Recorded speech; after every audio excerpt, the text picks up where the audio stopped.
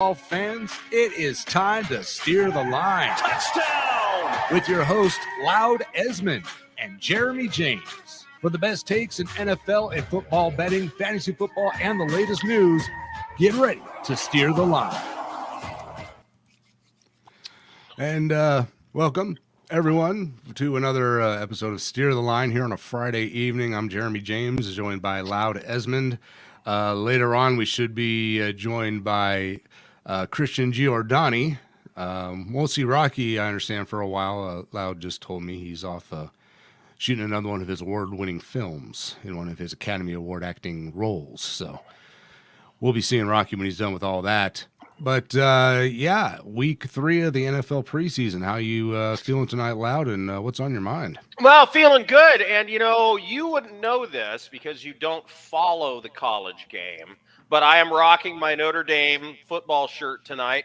And, of course, behind me, I've got the Notre Dame coffee cup, which I never use, which is just filled with holy water. So we can make sure that we can bless Notre Dame whenever they're on television here in the Desmond studio. I'm feeling very loud, and you know why? It's week 0 of the college football season. And I'm sure you know what that's all about. That's what I said. Is that a real thing? Do they call it that, week 0? Yes, it's called week 0 because the teams that play are usually zeros.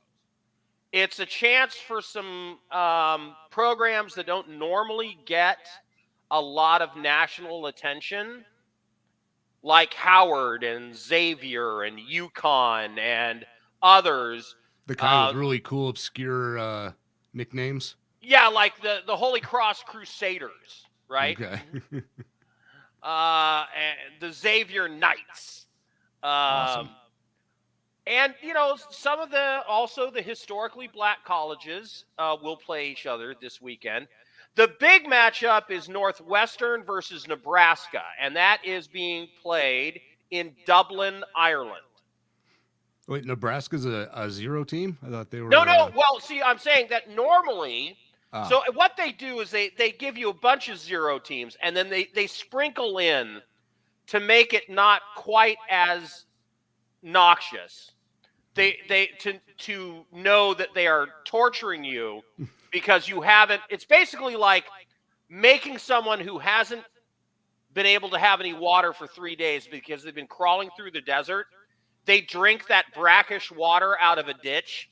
That's week 0 in college football. Just getting your lips wet, right? Yeah, it tastes like absolute ass, and but it's wet. You know what I mean? Nice. So anyway, that's sort of what week 0 is like, except they sprinkle in a couple of cupcakes, which is one is Nebraska versus Northwestern, which is actually a decent Big Ten matchup.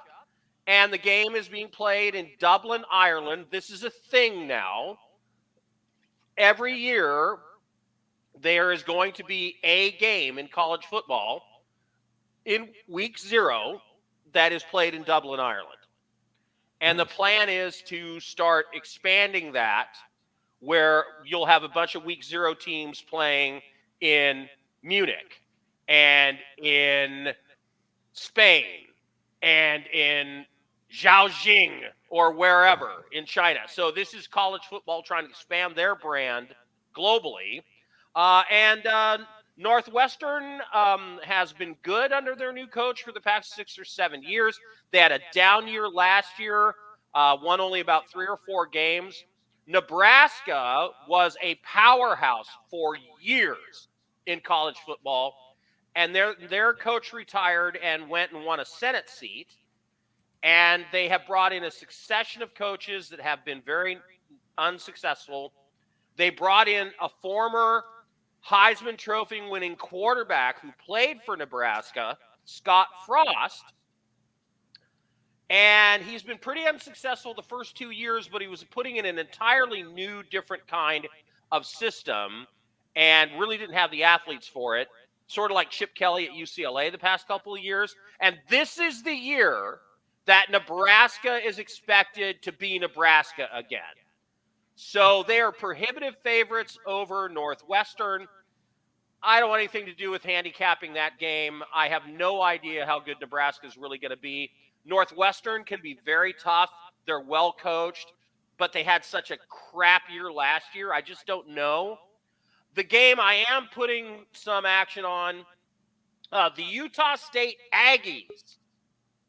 The Utah State Aggies, who had a great year last year, only lost a couple, 3 games, capped the year with a win over Oregon State.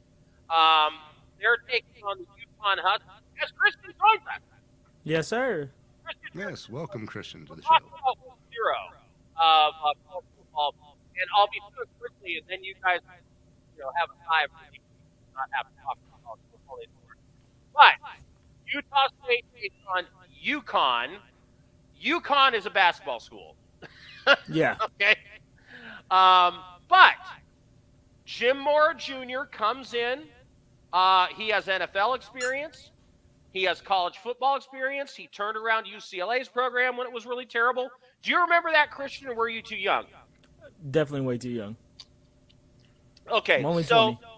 he came in, did a nice job there. He's been out of football for 3 years. And UConn tapped him to come in and turn their program around. Utah State had a great year last year for Utah State. And they brought in an entirely new type of game. Utah State used to be a run the ball team. They brought in a coach from Arkansas State who's all about the spread and throwing the ball around. He installed that, and he brought his quarterback over, who was a senior from Arkansas State. They scored 38, 40 points a game. They won a bunch of games. And now everybody thinks they're just going to keep going on and where they were. Well, they lost that quarterback. They lost their 3 top receivers. They lost their left tackle, all to graduation. And their defense was not very good and had a couple people leave via the transfer portal. Now, UConn is bad. But I think under Jim Mora Jr., with a more professionalized coaching staff, they brought in a couple transfer portal players to shore up the defense, to shore up the offensive line, and they have a quarterback transfer from Penn State who can play. I'm rolling with UConn State, and get ready for this spread, 28.5. The UConn Huskies are 28.5 plus 28.5. So all they've got to do is score like 17 points and keep Utah State from scoring like 50, and they're going to cover the number. I think this game is going to end up something like 42-20, 42-17. But I don't think you're going to get to 50 points with UConn. I mean, with Utah State, because they have just too many new pieces on the offense. And take the plus 28 points. I know. It makes no sense to anybody outside of me on this show because you're more NFL than NFL. All right. One of those things is you got to love those college scores. You do. What is the highest? What is the highest point spread in the history of college football, Christian? You got me. I have no idea whatsoever. 70.5. 70.5. What was that game? It was yeah. And the biggest upset in the history of college football, the line was 50.5. And the 50.5 dog won the game. Wow. One of the other largest ones was when Michigan lost to Division II Appalachian State. The line was like 42.5 for Michigan, and they lost to App State 13-10. So, kind of crazy. All right, let's talk about your guy, Christian Giordani. How about that Aaron Donald? Boy, he can do things with a football helmet. I'll tell you. Yeah. Get that man a steel chair and put him in the ring. Straight out. It's definitely one of the most entertaining practices you will see this preseason. But my question is, who in the NFL thought it was a good idea for the battling Super Bowl teams, the the Bengals and the Rams, to have a practice like that. Everyone knew that what was going to happen. Like, yeah, there's good blood between most players, but obviously there's going to be hurt some feelings on the Bengals side, and the Rams feel like they're superior, which they are. But it's just, it was a terrible idea, but dang, was it entertaining to watch, wasn't it? Have you guys seen the clips on Twitter and YouTube and all that? Yeah, I've seen them on. It looked a little more homicidal than entertaining to me. Jeremy. But yeah, that's a big dude swinging that helmet around, man. But I saw that take a lot on Twitter specifically about not the best idea putting these two teams in the summer heat for some scrimmage practices. But yeah, it was not a good idea for these two teams. Not with what they were coming off of. When Myles Garrett hit Mason Rudolph with a helmet, he was suspended 6 games. That was in a game, though. Things are different for practice. It's practice. The NFL doesn't oversee practice. That's up to the teams and their people to oversee the practice. Oh, we're just talking practice. Yeah. No, that's what they've been saying. Everyone is calling for Aaron Donald to get a suspension, at least 4 games. I don't think it's going to happen just because it is preseason and practice. I hope it doesn't happen. No, it's dangerous, and I wouldn't be surprised if maybe the team fines him now or something like that for, because everyone's calling for his head. So the team may want to do a little something. They're not going to suspend him. They're not going to take Aaron Donald out of the game at the beginning of the season. But, they might fine the guy or something like that. I don't think the NFL is going to take any kind of suspensions or any kind of recourse because I don't think they really can. It wasn't If I hit someone with a football helmet on the sidewalk in front of a 7-Eleven in San Bernardino, what happened? You might have had a reason. Yeah, in San Bernardino, you definitely have a reason. You know what I mean? I mean, would be considered assault at a minimum. It is it's way outside the rules of football to hit somebody with a helmet.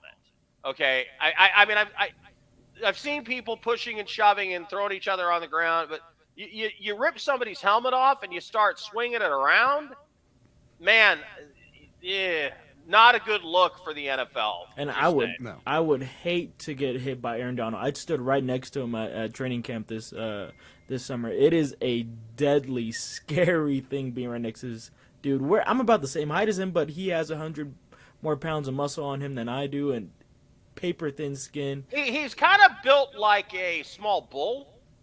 So I wouldn't want to get in front of that either. I'm just saying, I think people immediately dismissing the idea that there should be any repercussions at all for what went on is people aren't premature. Dismissing it. A lot of people are calling for it. Like I said, I've been seeing it a lot of places. He should be suspended and or fined. Something should happen to him.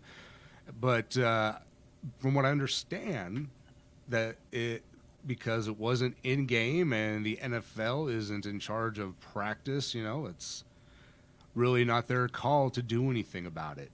That's what I'm hearing. That could change. That could be, a loophole or something. I don't know, but I have a feeling, if anything happens, it'll be within the team. The Rams would maybe fine him. I've always thought these joint practices were a little stupid because of the possibility of this sort of thing happening, but there you are. They are a thing.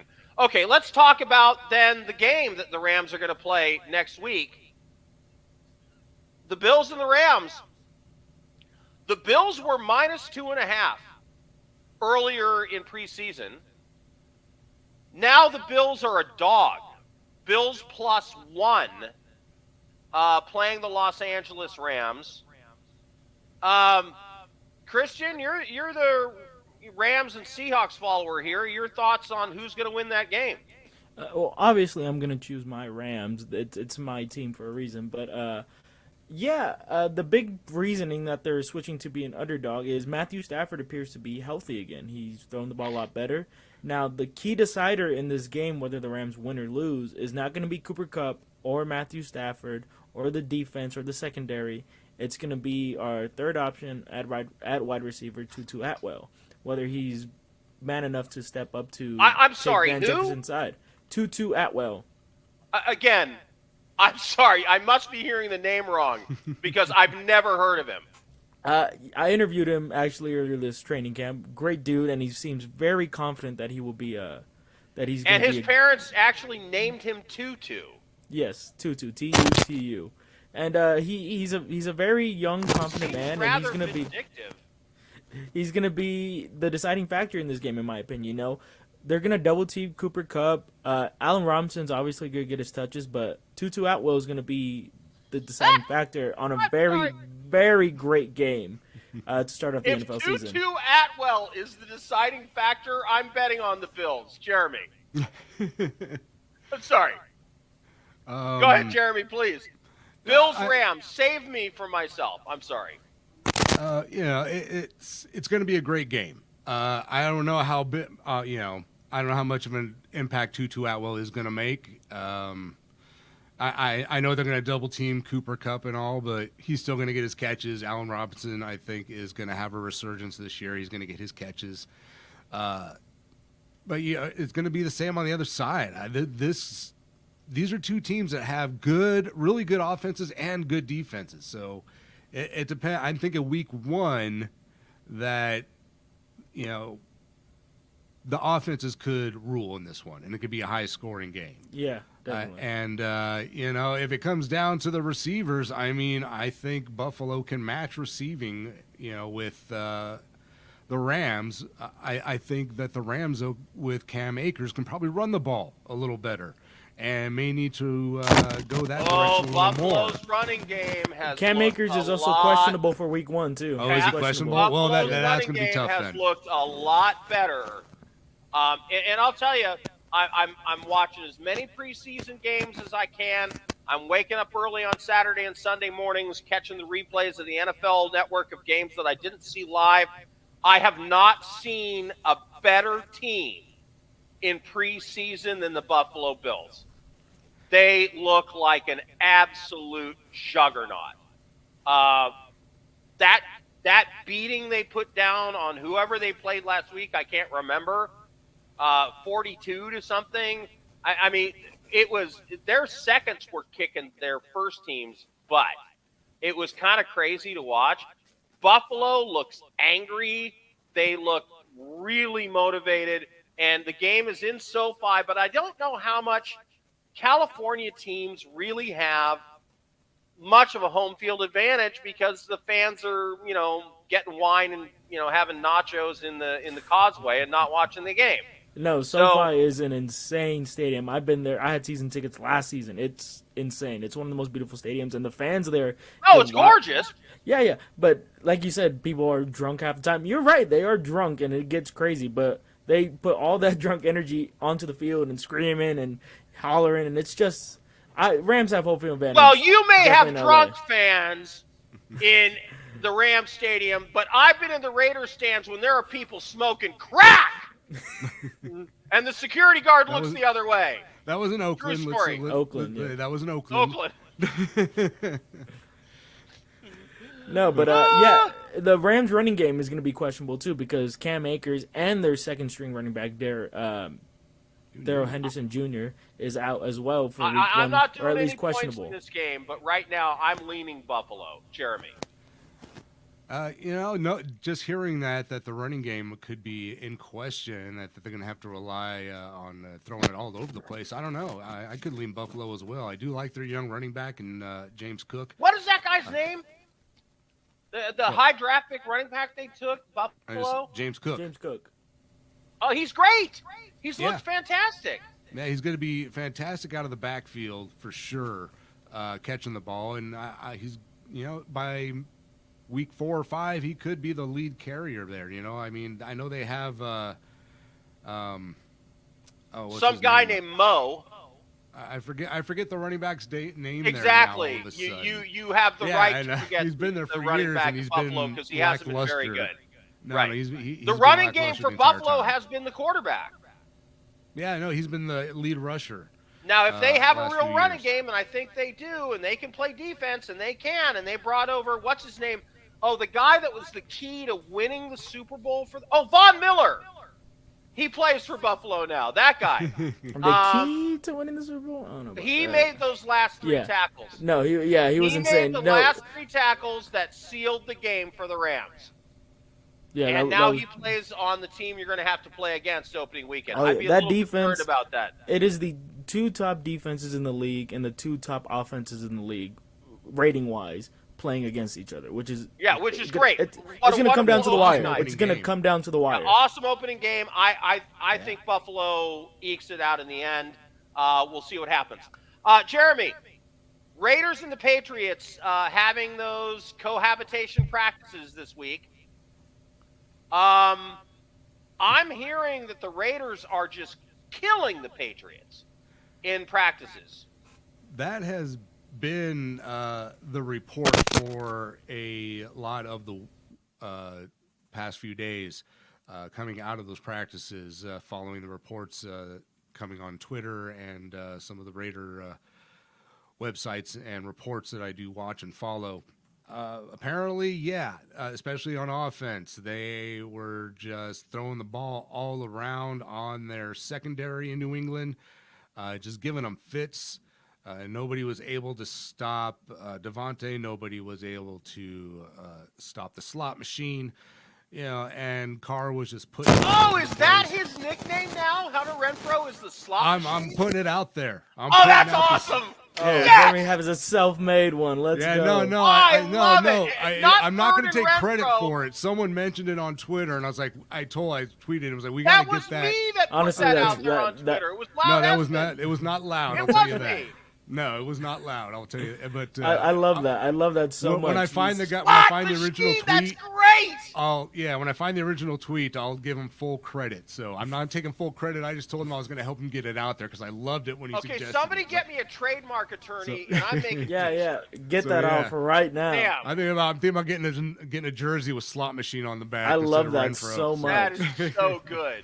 But yeah, I think it's from what I understand that they've been dominating on both sides of the ball, and that their defense was also doing it. They were intercepting the young quarterback they got there. Mac Jones. Mac Jones. His name is so plain I forget it all the time. Hey, that's Gritty It's like Jones right there. cheeseburger fries. I got to think about Big Mac Jones. There you go. But yeah, I understand that he was frustrated. He was missing passes. He was missing his receivers, and the Raiders were taking advantage of that, getting some turnovers, batting the ball down. From what I understand, they just pretty much dominated those practices to the point where I've been hearing reports that the coaching staff really has basic idea of what they're going to do with the roster at this point after those practices. They're just going to watch a few key guys in the game that they're going to give some extra time to, like So, Alex or a Leatherwood. very interesting thing that I forget exactly where I read it, but there's an idea that the Raiders might, on defense, play a lot of what is called big nickel. This is where you have 3 safeties on the field, 2 linebackers, and 2 to 3 cornerbacks. This is a defense that they used to play in New England. And the thought is because we have Abram, who is the hard-hitting, great tackling safety, but not so good in pass coverage, and you have Morig, and you have the other safety that's also good at free safety and pass coverage, and you're weak at linebacker, that what they might do is play Abram more like a hybrid linebacker and have him on the field more than he normally would. Rushing the Thoughts, passer Jeremy? and playing the run, probably. Right. Yeah. Kind of like a Dante Fowler Jr. role. Right. So you have 3 defensive linemen, a couple of linebackers, multiple cornerbacks, and multiple safeties, with Abram playing a hybrid linebacker role who can also cover a running back out of the backfield a few yards down the field and a tight end in short yardage. Jeremy, your thoughts on how that might be the plan? I remember seeing that kind of formation in New England and them talking about it, in some of those games in the past. So, or in New York, I'm sorry, because that's where that guy was playing that defense before. It would be interesting because I like our safeties. I know a lot of people are worried about our cornerbacks, but I think they brought in some talent. With Rocky Sin and Everett, and they got Mullen back. I like what we have at corner, and if they're going to have a couple of linebackers on the field, one of them being Jayon Brown, who was a coverage linebacker in Tennessee and played well there. I'm excited about that guy. Yeah, look, here's the thing. I think that one safety for the Raiders who separated his shoulder, first game, rookie year, he looked like a star, and then he got hurt, and then he's not good in deep coverage, but he hits like Jack Tatum. You know what I mean? And he can blitz too, like Charles Woodson used to off the edge. So I would. The thing that I love about what I'm hearing about this is the Raiders coaching staff is not thinking about their scheme. They're thinking about how can we get our best 11 players on the field. 30 seconds.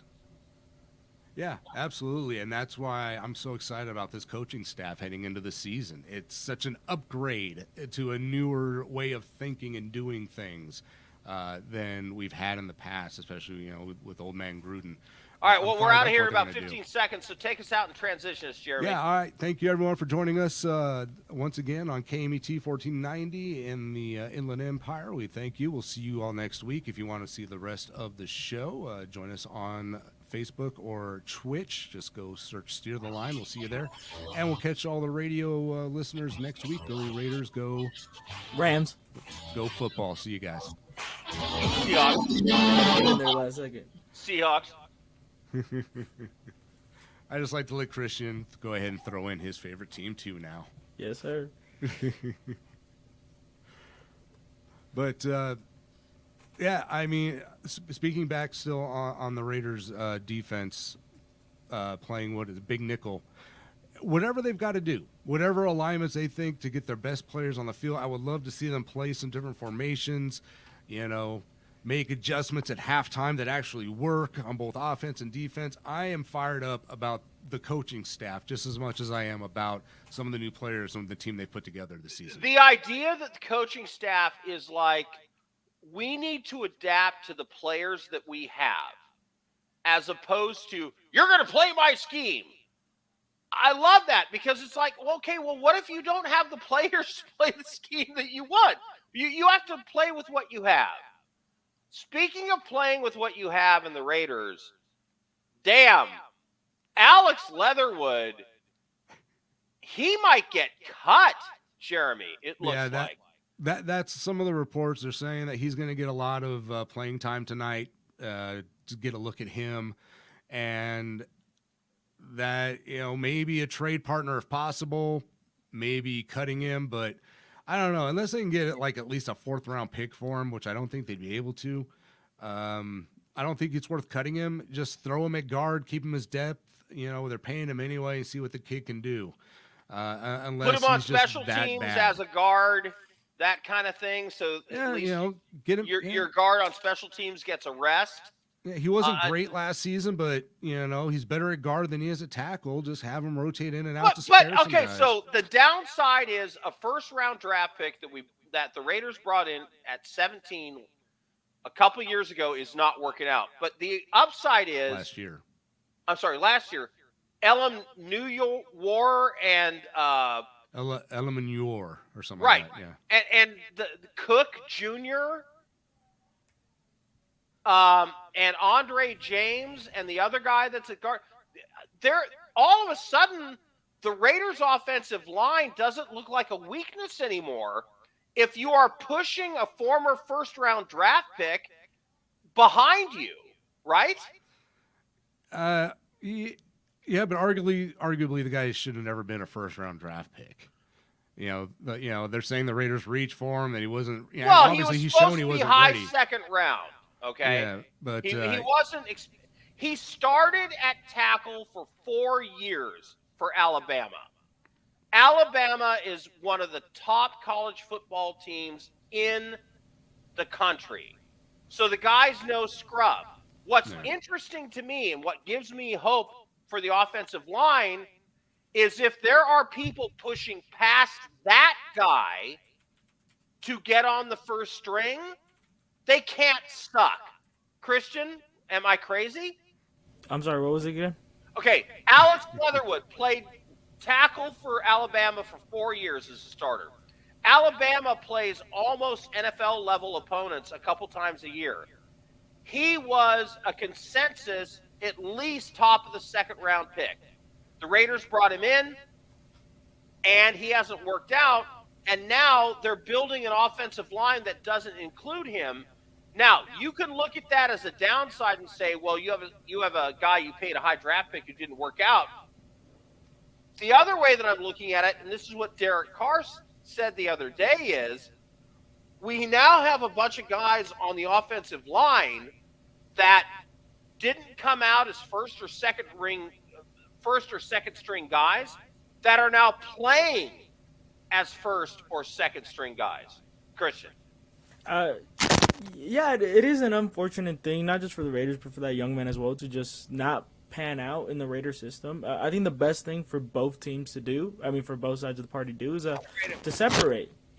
Let this kid get a chance maybe somewhere else, and have the Raiders, get a compensation pick. And I agree with Jeremy. If it's anything later in the fourth round, there's no use in trading for him. But I could see a team picking him up, and we all know Nick Saban loves his big offensive line guys at Alabama. So, yeah, I agree with Jeremy saying the best thing to do is trade him, because it's not the best fit for him in Vegas now. Well, I guess the question I'm really asking, though, is, let me go back to Jeremy, because you watch this closer than any of us. How good is the Raiders' offensive line on a scale of 1 to 32? Where are they going to rank? You're muted, Jeremy. You're muted. You're muted, Jeremy. Sorry about that. Yeah, I've actually seen heading into the season here probably half a dozen different offensive line rankings from different places. The Raiders are usually anywhere between 27 and 31 heading into this season. They're ranked 24th right now by ESPN. There you go. Okay, well, we'll go with that, 24th on ESPN. And it's hard to argue with after, all the sacks that Carr took last year and the lack of run game last year. A lot of those guys returning, they have brought in a few extra guys. They got a couple of young rookies. Dylan Parham seems to be working out fairly well for them. But the only real good player they have right now that is established and good on that offensive line is their left tackle, Colton Miller. And everyone else is kind of a question mark as we are in week 3 of the preseason. They're still shuffling it around. So I can't argue with that low of a ranking at this point until they can prove otherwise. But I also don't think they're done. They've got a full, 10 days before the season actually kicks off. And $27.5 million in cap space. Yeah, so there's going to be guys released and cut, and there's going to be some movement. And I don't think they're done adding to their offensive line. I think they're going to, sneak in there with maybe grabbing somebody who gets cut, maybe a couple guys, maybe making a trade last minute. I don't think they're done there.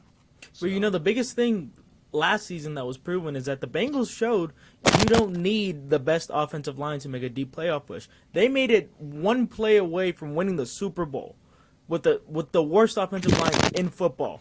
When you have a fast-paced offense with guys like Hunter Renfrow, Devontae Adams, all these guys that are fast-paced. Boy, Christian Giordani, Drew Lock getting extensive play tonight for Seattle, just threw an interception. So just throwing it out there. He'll be good in the regular season. Yeah, Geno Smith is not the answer unless the answer is tank for whatever. Okay. Actually, I just on Christian's point, I get what he's saying about the Bengals last year. We all watched it happen. And, the Raiders had success last year. Carr threw for the most yards in his career while still getting sacked a bunch and having some trouble with that old line. So it is doable for sure. But it's also nice to have a little security there. If you look at what the Bengals did in this offseason, they went to the Super Bowl. And they still went out and got 3 different offensive linemen in free agency and upgraded hugely. So I think, if there's moves to be made, the Raiders are still going to make a move. Speaking of offensive lines, there are 2 teams that I think have major issues now. The Tampa Bay Buccaneers and the Dallas Cowboys. Tampa Bay lost their center, right? Their center, Yes. And then their backup center hobbled their off backup center, a practice recently. I don't know what his their situation left is. guard went and left the team. He went to a different team. Their right guard got injured. That center of Tampa Bay's line is now a backup center, a second backup center, a second backup guard, and a second backup guard. Chris Godwin won't return to play until at least week 4. And he's coming off an ACL, which means, is he going to be 100% week 4? Oh, he might be 5%. He might not be right till the end of the season. There's no Gronk. The running back, who was 35 when he was in grade school, is now like 175 years old. And we'll see what happens with him.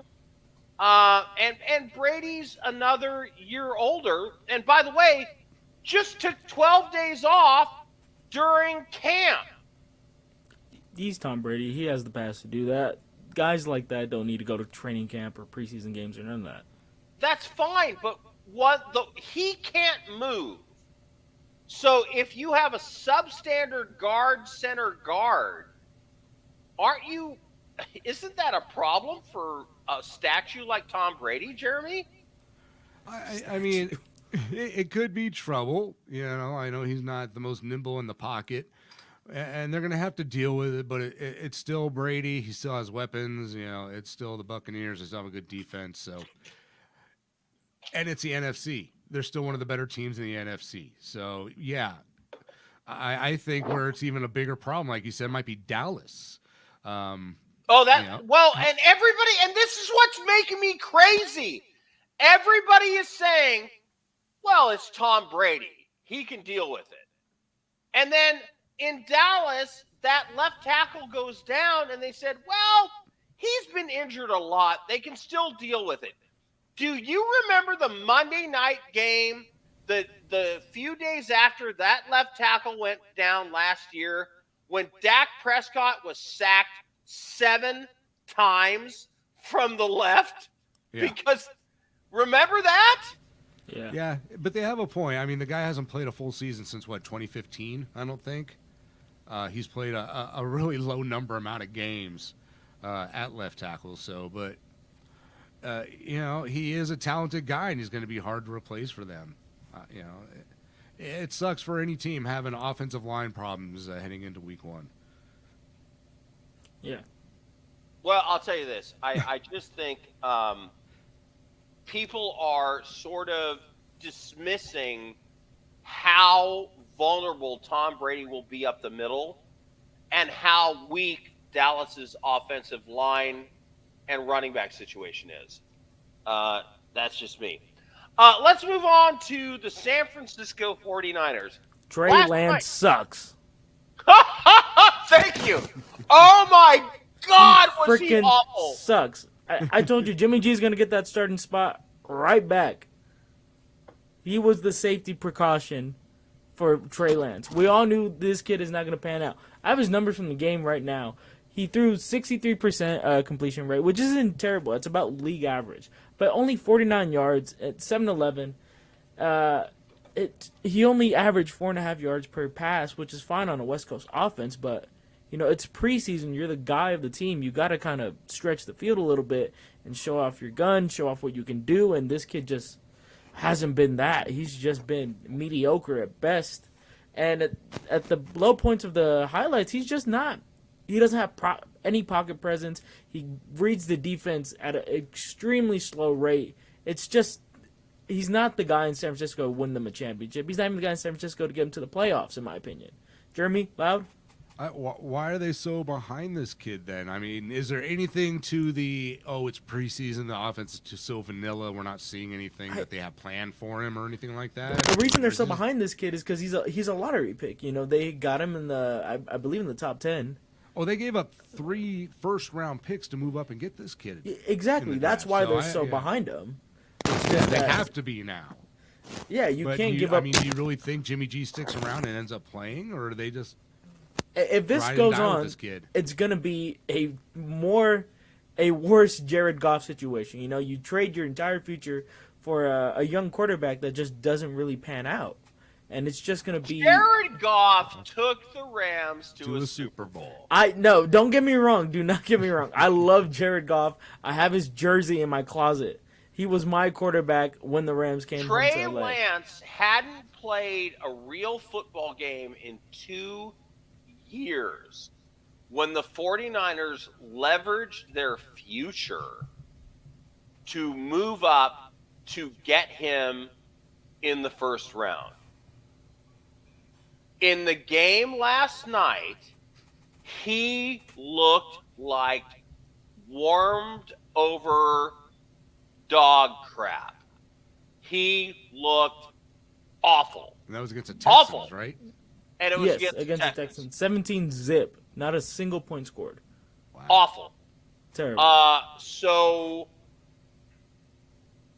if you are, what I think was in Shanahan's mind, remember RG3? Of course.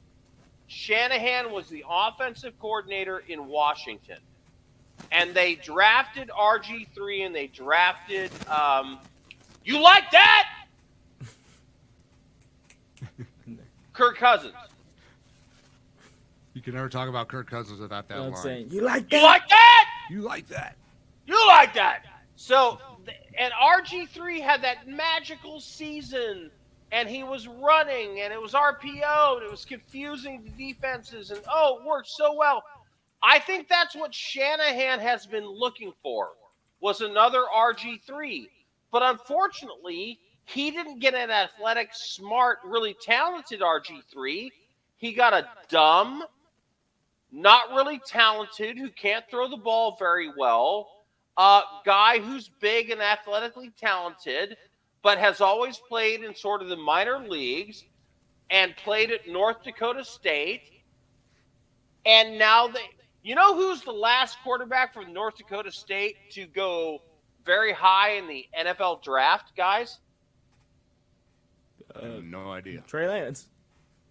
Carson Wentz. Yeah, that's bad. That's bad. I like Carson Wentz. Carson Wentz is the last quarterback from North Dakota State to go not in at least the 6th round of the NFL draft. I think the 49ers, you know what? Easy for me to say, have made a colossal mistake in Trey Lance. I don't think I think he's Ryan Leaf. I don't think he's ever panning out. I think he would be better off in the USFL. I don't think he's the guy. Just me. I agree, and this kid hasn't played a real game of football since 2019, pre-pandemic. This kid, and in the 1 year he was healthy in college, outside of his sophomore season, he only played 3 games in college and averaged about 150 yards in those 3 games.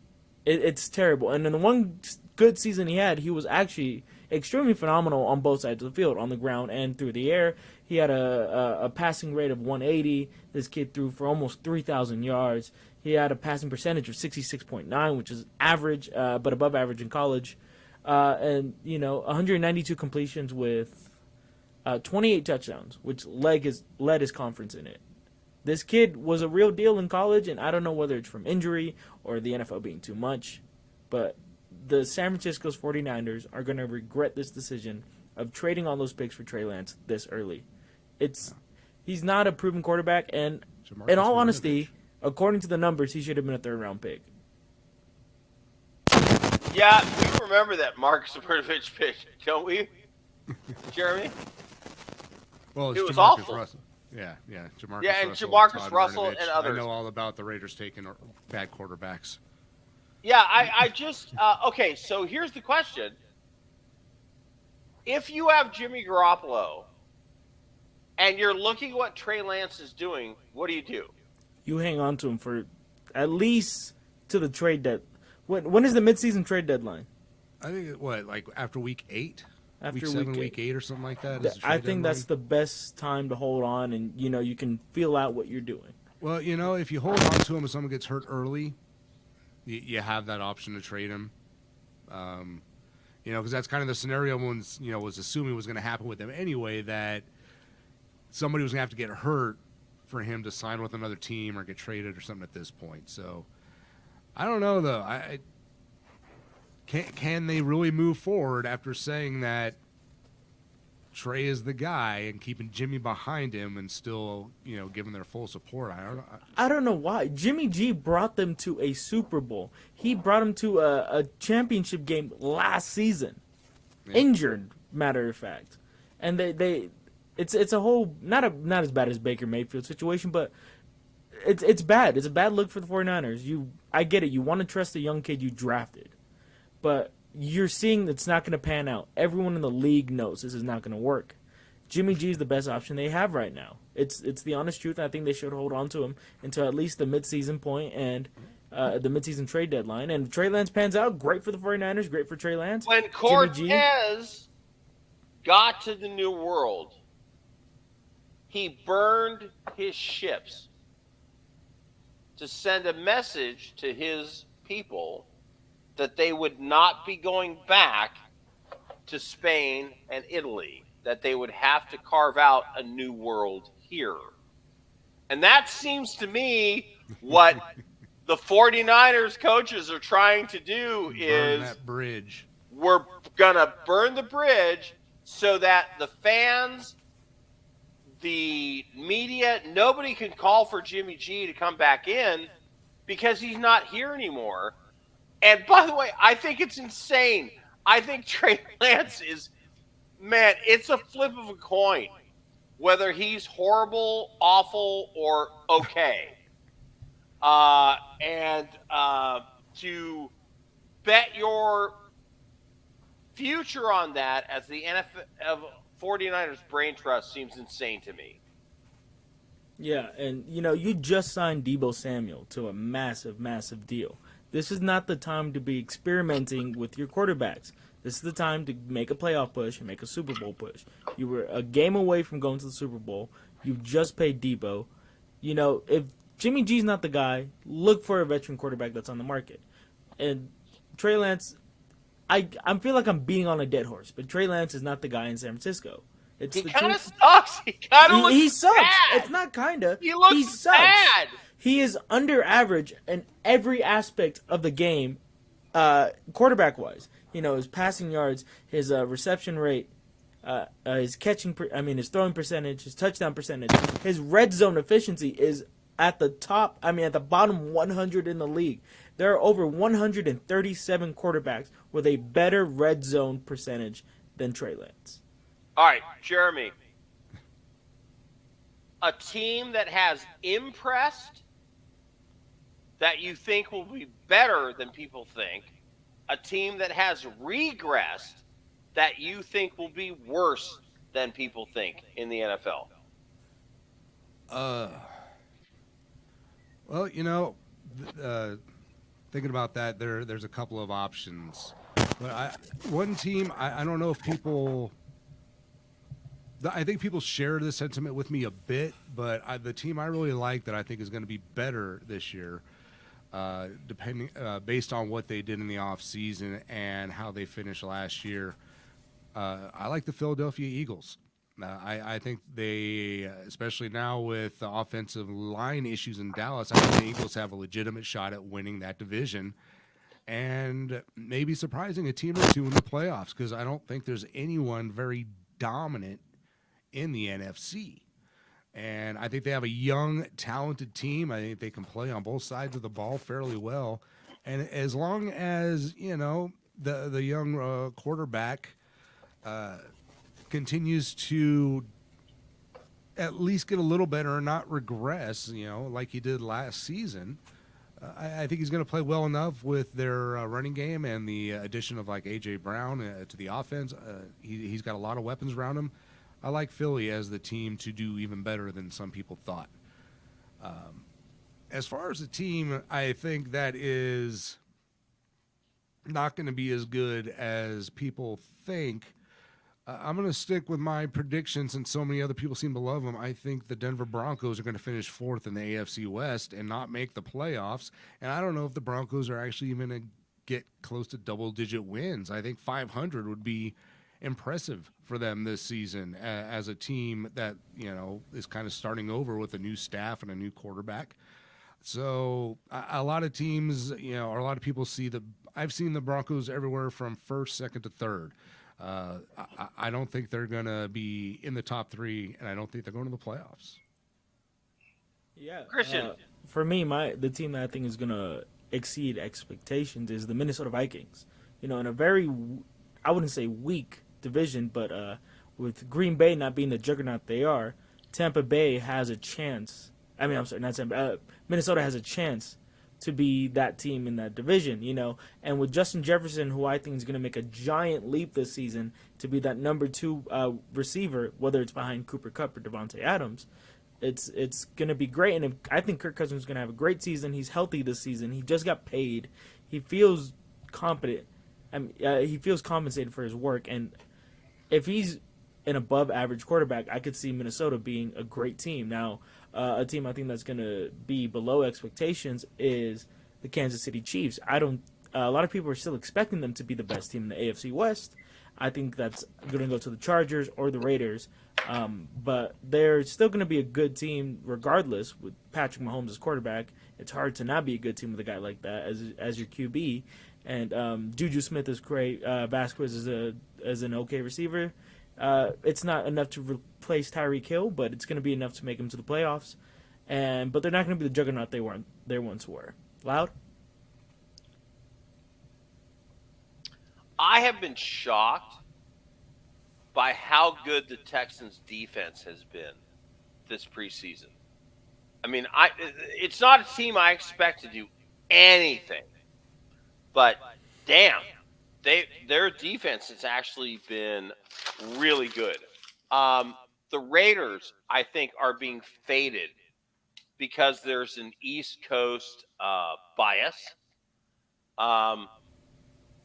And I think Kansas City losing Tyreek Hill and Aaron Rodgers losing Devontae Adams, and people saying, "Oh, it's fine. They'll be fine. They'll do better." Okay, so I sent out a post and I said, damn it, if Joe Montana had just gotten rid of that damn Jerry Rice, he would have done so much better. What a bunch of crap. When you lose a guy that is that good, you're going to regress. Jeremy? Yeah, we talked before. I think they did a good job of getting enough, guys in there that, they're going to miss Tyreek Hill. You always do when you lose a superstar. But, they brought in some talented guys at receiver, not hopefully. I would like to see them all falter and everything. But I'm more worried about their defense, their run game. They got a young rookie. If he can get going, that might be their savior there in their running game. But Clyde Edwards-Helaire has just never been that impressive. He's not that good. I think I don't think Kansas City is going to win this division again. I think again, like Christian said, it's either going to be the Raiders or the Chargers. I don't think it's division. Denver. I don't think it's Kansas City. It's the Raiders or the Chargers, and I think we've got the better coach. And I think that makes a difference. Chargers I'm going to bow out. Defense, though. I'm going to bow out. Let you guys argue it out for the last 4 minutes. Thanks, guys. See you, Loud. Bye. Alrighty. Get himself out of here. And then there were 2. Is there anything you want to cover before we take off, Christian? No, I think we got it all set. Just one thing I'm excited for the NFL season to start. Let's go Rams. Let's go football. Let's go Seattle Raiders and every other team. I hope you guys have a great season. All right, yeah. Well, then we'll see everybody who's watching again next week. Thank you for hanging out. Join us if you're in the Southern California area on 1490 AM KMET, where we've been doing this show for nearly a decade now, I just realized, and just jumped to YouTube this year. So we're happy to have all you joining us here as well. And yeah, go Christians Rams, go my Raiders, go football. Enjoy week 3 of the preseason. And football's just around the corner, ladies and gentlemen. Yes, It's going to get serious here soon. So we'll see you next Friday.